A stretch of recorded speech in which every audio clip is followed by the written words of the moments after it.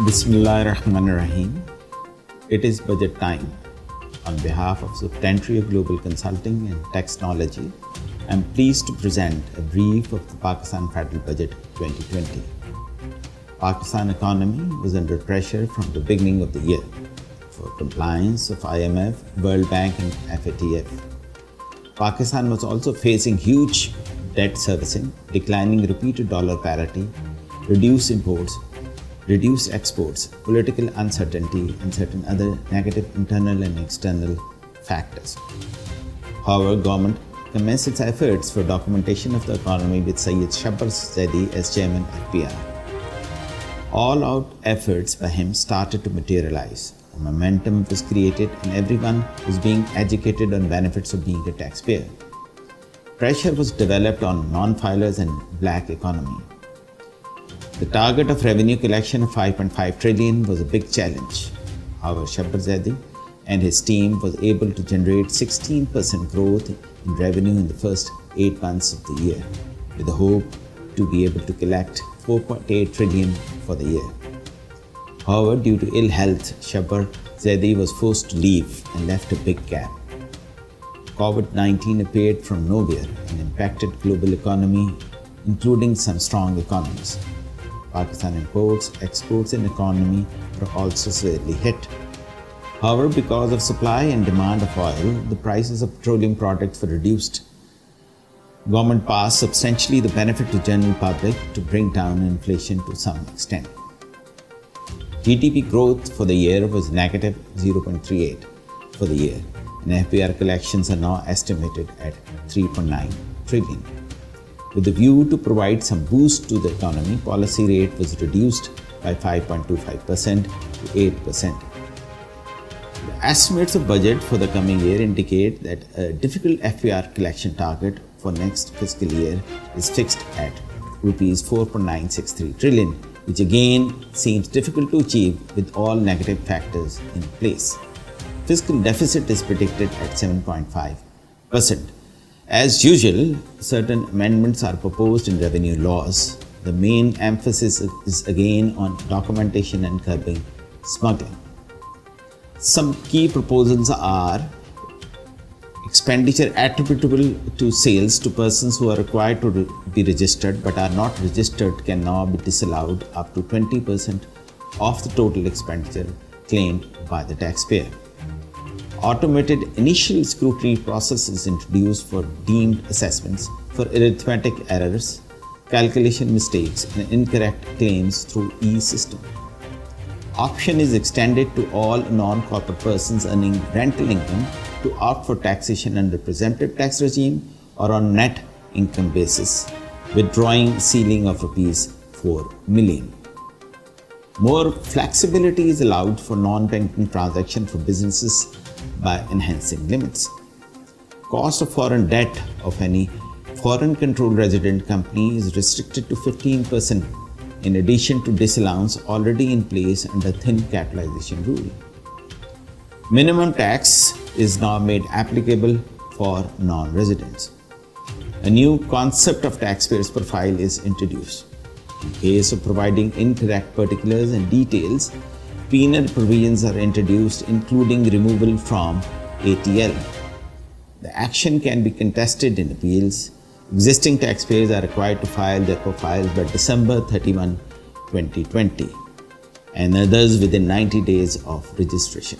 Agreed assessments can now be reached with the taxpayers if the Committee of Tax Officers constituted to make the agreed assessment reached a decision with consensus. Process of agreed assessment can be initiated on issuance of notice under subsection 9 of section 122. Payment of 10% of tax upheld by Commission Appeal is made mandatory for filing of appeals before the tribunal. This requirement is introduced in all revenue laws. Mechanism of ADR is revamped in all revenue laws. Real-time electronic access is provided to FBR by NADRA, FIA, Bureau of Immigration and Overseas Employment, ICT, and provincial and local land revenue authorities and other government departments. Audit of tax filings by taxpayers can now be conducted through video links. Certain withholding tax provisions are withdrawn. Construction package announced by the government in April this year is now made part of the finance bill. Dividend to non-residents not registered with FBR would not attract extra tax applicable for non-filers. Threshold of sales to unregistered persons without having CNIC is increased from Rs 50,000 to Rs 100,000.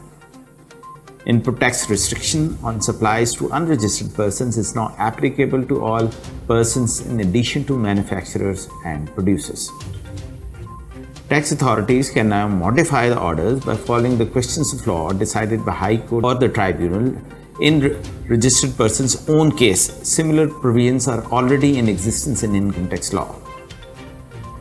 Non-FET paid goods can now be seized along with vehicle carrying such goods. Advance ruling can now be obtained for the classification, origin and applicability of customs duty on goods before these are imported in Pakistan. Scope of smuggling is substantially enhanced in Customs Act. In case a person commits an offence under Customs Act, he would be required to prove that any property owned by him in his name or in the name of someone else is not acquired through proceeds of crime.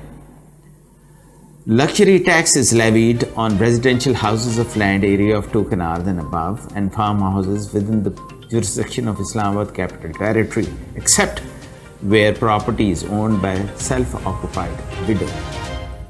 For detailed comments, you are requested to visit our websites.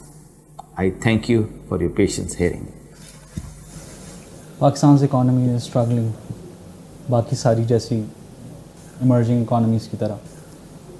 And we see कि ये जो budget इस दफ़ा आया है, इसमें number of fiscal corrections की गई हैं, जिसमें ज़्यादा aim जो है वो टैक्स एडमिनिस्ट्रेशन की तरफ है. ये बात ठीक है जो बजट स्पीच में कही गई कि कोई नया टैक्स नहीं लगाया गया, तो कोई सब्सटैंशियली कोई नया टैक्स तो नहीं लगाया गया, लेकिन जो टैक्स मेजर्स लिए हैं टैक्स एडमिनिस्ट्रेशन के थ्रू, इसकी वजह से जो ग्रे इकॉनमी के साथ डीलिंग है उसको काफ़ी डिस्करेज किया गया है. और इसकी वजह से जो इंक्रीज टैक्स बर्डन है वो वाइट इकॉनमी पे पास होगा और कॉस्ट ऑफ प्रोडक्शन बढ़ेगी. इसके अलावा और भी मेजर्स लिए गए हैं इस बजट में, जिसमें बहुत अच्छा एक मेजर लिया गया है, that is for the IT sector, जहाँ पे डिजिटल ऑफशोर डिजिटल सर्विसेज को टैक्स किया गया है, क्योंकि digital economy is the economy of the time. और आज अगर हमने आगे देखना है पाकिस्तान को, तो हमें अपना पुराना बैकलॉग कवर करने के लिए ये एक अच्छी IT स्ट्रैटेजी बनानी पड़ेगी, एक नेशनल IT स्टैंडर्ड बनाना पड़ेगा, उसका इम्प्लीमेंटेशन प्रोग्राम बनाना पड़ेगा, सारे इदारों को साथ लेके चलना पड़ेगा. This is very important. अगर आज हम एक ऐसी पॉलिसी बनाने में कामयाब हो जाते हैं और एक क्राइटेरिया सारे बिजनेसेस के लिए सेट कर देते हैं, जहाँ पे एक मिनिमम IT स्टैंडर्ड मौजूद होगा फॉर डॉक्यूमेंटेशन, तो ये जो grey part of the economy है इसको वाइट पार्ट में लाने में बहुत आसानी होगी और इसकी वजह से टैक्स रेवेन्यू बहुत तेज़ी से बढ़ेगा. हमारे यहाँ टैक्स पॉलिसीज़ पिछले सालों में बहुत बनती आई हैं, लेकिन टैक्स पॉलिसी का तसलसल और साथ में उसकी एडमिनिस्ट्रेटिव एफिशिएंसी ये बहुत मैटर करती है. हमारी टैक्स पॉलिसी बहुत अच्छी भी बनी है, लेकिन टैक्स एडमिनिस्ट्रेशन उस तरह नहीं हो सकी. तो हमने अपनी टैक्स एडमिनिस्ट्रेशन की तरफ भी ध्यान देखना है, वहाँ के रिफॉर्म्स की तरफ भी ध्यान देना है कि वो एक बहुत इंपॉर्टेंट पार्ट है. ये जो IT सेक्टर है ये आज कॉल कर रहा है कि हम एक सिंगल ERP बनाएं, एक सिंगल ERP गवर्नमेंट हो, जहाँ पे सारे बिजनेसेस जाके इंटीग्रेट हों, सारी इंफॉर्मेशन जाके इंटीग्रेट हो, क्योंकि इवेंचुअली सारे मुल्कों ने आगे करना यही है. तो अगर आज हम रियलाइज़ करके पहले कर लेते हैं तो हम जो पुरानी सारी गलतियाँ करते आए हैं वो आज कवर कर लेंगे.